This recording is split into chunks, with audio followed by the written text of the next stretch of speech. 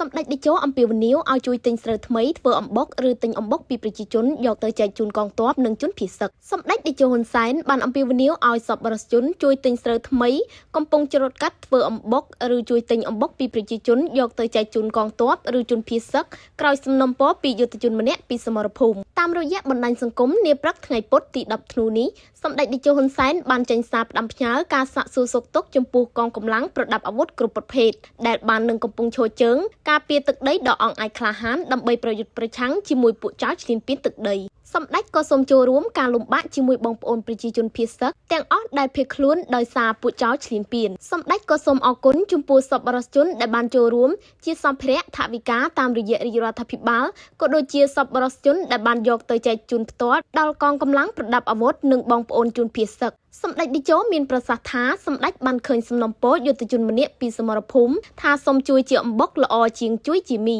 សម្ដេចយល់ឃើញថាសំណុំពរនេះសមហេតុសមផលតែសម្ដេចយល់ថាការផ្ដល់ជាមីនៅតែបន្តជាមួយនឹងការផ្ដល់ជាអំបុកបន្ថែមសម្ដេចតេជោបន្តលើកឡើងថាស្រូវថ្មីកំពុងច្រូតកាត់សូមបងប្អូនសប្បុរសជនជួយទិញស្រូវធ្វើអំបុកឬជួយទិញអំបុកពីប្រជាជនយកទៅចែកជូនកងទ័ពឬជនភៀសសឹកសម្រាប់ការវេចខ្ចប់គួរធ្វើត្រឹម1កញ្ចប់1គីឡូឬ2គីឡូសម្រាប់យុទ្ធជនម្នាក់យកតាមខ្លួនប្រសិនបើដាក់ជាបាវឬការុងលំបាកដល់ការចែកចាយនៅខ្សែត្រៀមជួរមុខសម្ដេចតេជោមានប្រសាសន៍បន្ថែមថាទទួលទានអំបុកស្រូវថ្មីវាត្រូវឈ្លានពាន